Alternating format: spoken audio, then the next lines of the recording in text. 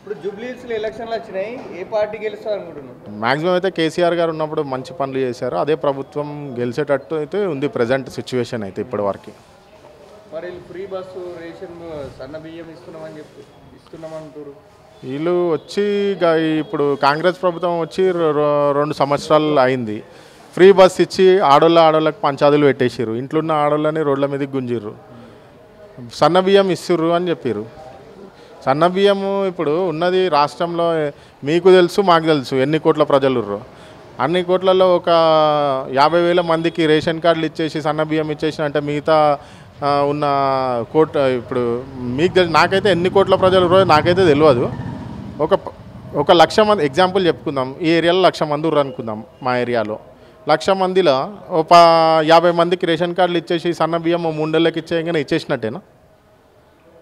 అదే శాంక్షన్ అయినట్ట.